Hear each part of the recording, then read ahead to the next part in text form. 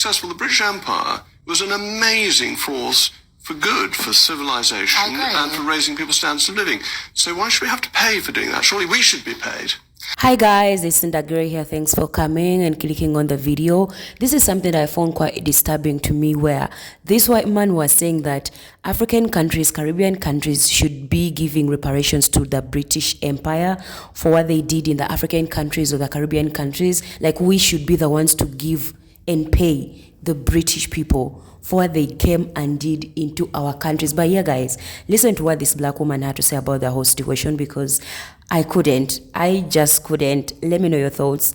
This figure, whether it be 200 million or billion to 18.8 billion, this is to do with slavery and colonialism. So I just want to make clear that this country, in terms of colonialism, they transported 3.3 Africans across the Atlantic. And then, of course, they transitioned from the slavery in terms of the physical and psychological violence to the political, economical and cultural domination of people, which is colonialism. And they, the British, colonized 22 countries in Africa over 173 years.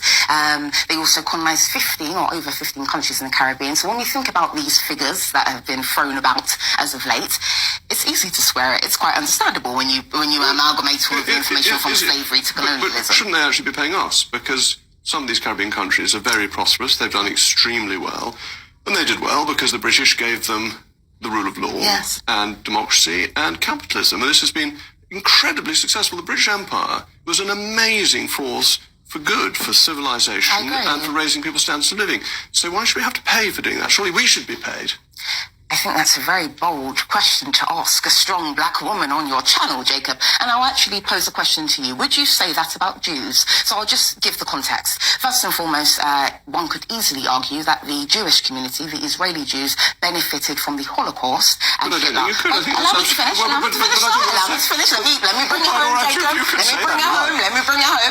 They benefited from Holocaust and Hitler due to the fact that they were given the state of Israel. Their life expectancy improved. And last but not least, their GDP improved. Israel's GDP improved as a result of Germany giving reparations in 1952. So would you say on national TV about the Jews that they should be happy and should be thanking Hitler and the Holocaust, Amy and David for what they have gone through because they have benefited in terms of money? I would argue that Amy and David, Jacob wouldn't say this about Jews, but he's saying it about black people. So let me know what you're saying here, Jacob. About the whole history of the British colonies, which was stunningly successful. What you've said about the Holocaust is just nonsense. He's ignored that, I'm answering it because the British, in the Balfour Declaration, said there should be a homeland for the Jewish people before the Holocaust. That wasn't a consequence of the Holocaust. It was British policy beforehand. Okay, so what you're saying is simply historically wrong. No. If you're going to say that I'm so wrong, let's go back to slavery and the topic under discussion. Let's go back to what we're talking about. You want me to ignore your point? I want to address the point you just made.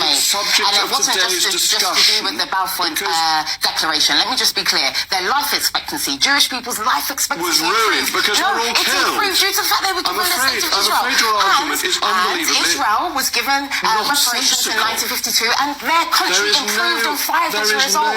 So even if you want to ignore the fact that they were given the state of Israel, we have to acknowledge the fact that Jewish people's life improved and the country improved as a result in terms of reparations. Israel was the Palestine mandate and was run by the British. So if it's a success of Britain, not anything to do with the horrors of Germany. But it's the British who stopped slavery. No country in the world had ever tried to stop slavery before the British did it in the beginning of the 19th century. That's actually inaccurate. First and foremost, I just want to add one more point, which is really annoying when you talk about the benefits of slavery in regards to African people. I find it incredibly annoying because that logic, if it was actually accurate, the same thing could be applied to Jews. One could argue that Jewish people, for example, benefited from the Holocaust and Hitler due to the fact that they were given the state of Israel, their life expectancy has improved, and Israel's GDP improved. Allow me to finish. Their GDP improved as a result of Germany giving reparations in 1952. So would you say on national TV that the Jewish people The Israeli Jews should be grateful for the murder, torture and rape of their people due to the fact that they have a bit of money today. You wouldn't say that. Allow me to finish. You wouldn't say that. It's the gaslighting that always gets to me. Like, this man, instead of looking at the fact that they were the pioneers of the slavery that happened in the African nations, the Caribbean nations, like they were the strongest force as the British Empire. No. He's not looking at that. He wants us to look at the other side of what he wants us to see. Like, no, you should look at the fact that we gave you civilization, we gave you all these things, we innovated all these things for you, we gave you like freedom of governance and all these things. Like, appreciate those things. And actually, you should be the ones to give us like reparations, because we gave you a life like you should be grateful for. And you're like, is this man fine? Like, when it comes to the atrocities that pumped people did in their history, they always want to gaslight us and not want us to talk about it, because they always want to see themselves as in the light of positivity. They do not want to see anything negative about themselves. Like, they do not accept to be seen as barbaric as they put that name on other nations. Like, every nation that comes out or came out and fought, like the colonialism or them as people, as the British Empire, if you ever came out and fought them, you are called barbaric. So when it comes to them and you want them to look into their own history, like, you guys are the most barbaric ones, because literally you went and did the atrocities to these nations and took away people from their countries. People were separated, the cultures were distracted. Like, you literally did the most. No. They want to gaslight us and not talk about that because it makes them look bad, and they do not ever want to ever be seen as evil, because I don't know, it's like they are embarrassed by it, but they still want to be glorified within the same history. Like, they did the most and want to be praised in that history. But when it comes to taking accountability and looking into the same history and seeing them as barbaric, then a line has to be drawn.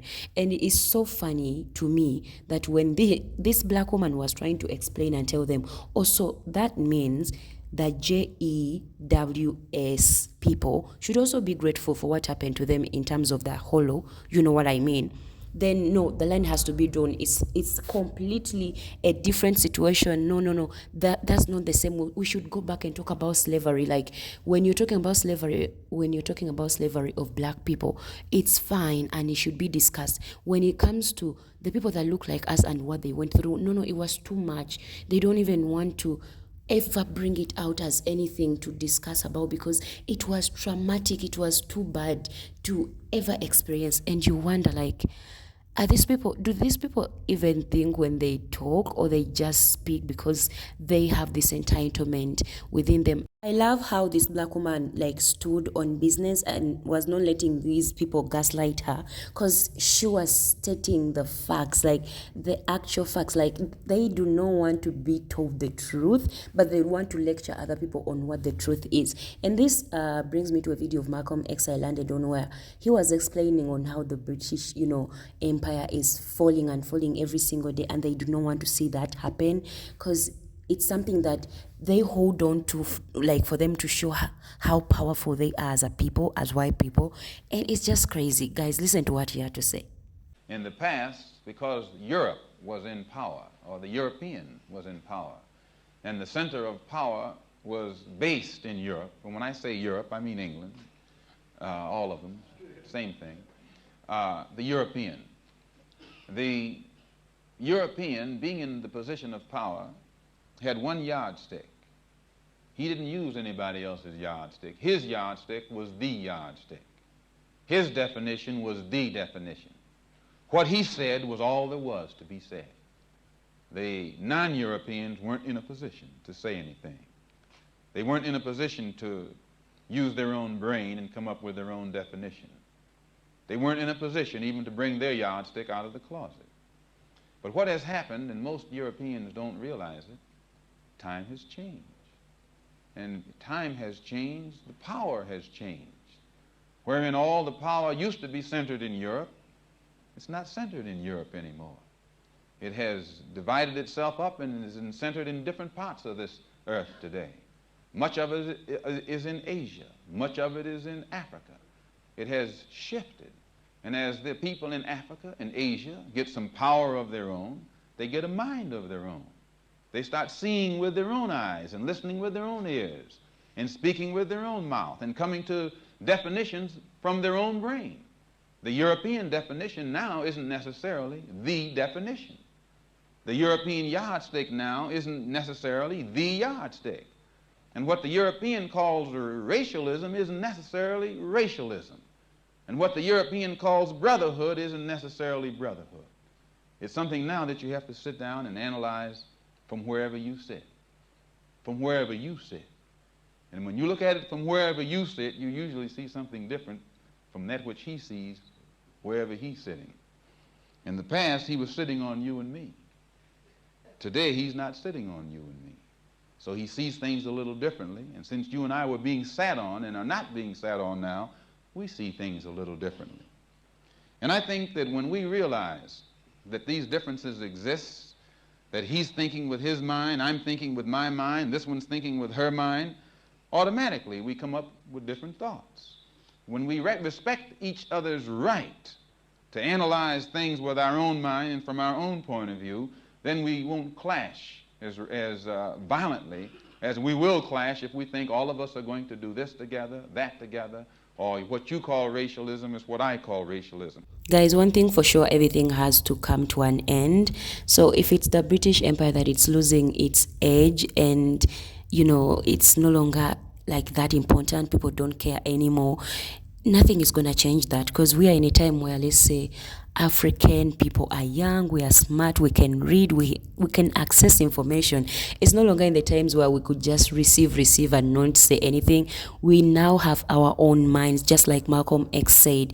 We are in a time where we can question things, we can look into history and be like, you know what, we were the victims in these whole situations. Not saying that African people or Caribbean people were innocent in the situation of slavery, but like looking back and seeing that these people were the pioneers as the British people. When they came, they did these atrocities. They came and invaded our countries. So we should be questioning those things. So looking at this man wanting us to look at the positive thing in history and not at the things that they actually did that were horrible is wild and funny to me. Like, they want to take the positive credit of what happened in history, but in that same history, they do not want to acknowledge the horrible, tremendous things they actually did. No, we should just look at the positive things. The negative ones do not count, because they always want to put this positive, image on themselves. Like, they do not want to ever see themselves as bad in any way, which is crazy, because they are the ones that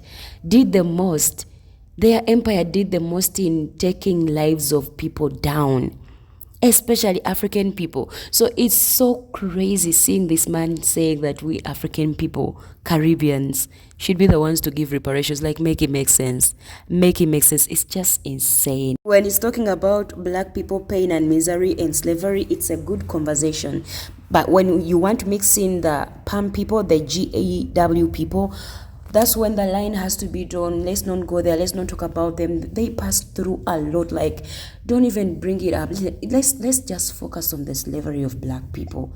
That's the good conversation to talk about. Like, oh my God, I can't. Guys, let me know what you think about this. Thanks for watching. Thanks for the super chats and the members. I really appreciate your time.